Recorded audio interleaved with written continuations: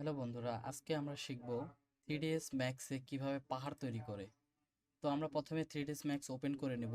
এরপর আমরা এখান থেকে একটি প্লেন নিব। প্লেনটিকে আমরা এই সারফেসে প্রথমে আপনাদের কম থাকতে পারে, আপনার সারফেসগুলো হয়তো এরকম কম থাকতে পারে। প্রথমত হচ্ছে এখানে সারফেস বাড়িয়ে দেবেন, আপনাদের যেরকম সাইজ আছে সেই সাইজ অনুযায়ী সারফেসগুলো বাড়িয়ে দিবেন। আমি এখানে 50 বাই 55 এরকম একটি সারফেস আমি সাইজ দিয়ে দিলাম। এরপর এটিকে রাইট বাটন ক্লিক করে কনভার্ট টু এডিটেবল পলি করে নেবেন। কনভার্ট টু এডিটেবল পলি করার পর এখান থেকে ফ্রি ফর্ম যে অপশনটি আছে, এখান থেকে ফ্রি ফর্ম থেকে পুশফুল যে অপশনটি আছে এখানে ক্লিক করবেন। ক্লিক করার পর এখানে যে অপশনটি আছে সাইজ, এই সাইজটিকে আপনারা প্রথমে হচ্ছে 5 করে নেবেন। 5 করার পর আপনার ভালো করে বোঝার জন্য আমি F3 প্রেস করছি। দেখেন সাইজটি আমার F3 প্রেস করার সাইজটি অনেক ছোট হয়ে গেছে, এটিকে আমি আরও বাড়িয়ে নেব। এটি আমি সাইজ করে নিচ্ছি 50।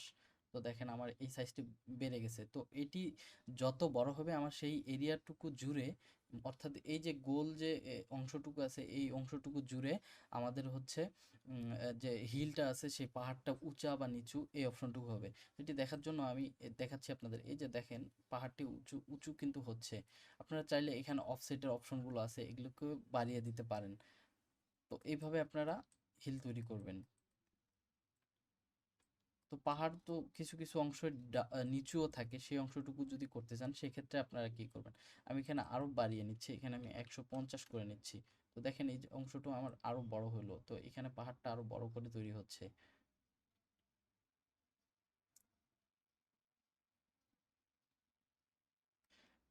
এরপর পাহাড় আপনারা যদি নিচের দিকে ডাউন করতে চান সেক্ষেত্রে আপনারা অল্টার কি প্রেস করে এখানে ক্লিক করলেই আপনার হচ্ছে এই পাহাড়টা ডাউন হয়ে যাবে।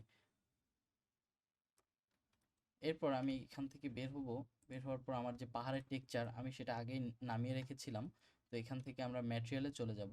ম্যাটেরিয়াল থেকে এই যে পাহাড়ের টেক্সচারটি আছে এখানে অ্যাসাইন করে দিব আমরা। দেখেন অ্যাসাইন করে দিলে আমার কিন্তু পাহাড়টি হয়ে গেল। তো এভাবেই একটি পাহাড় 3ds ম্যাক্সে খুব সহজেই তৈরি করা যায়। ধন্যবাদ।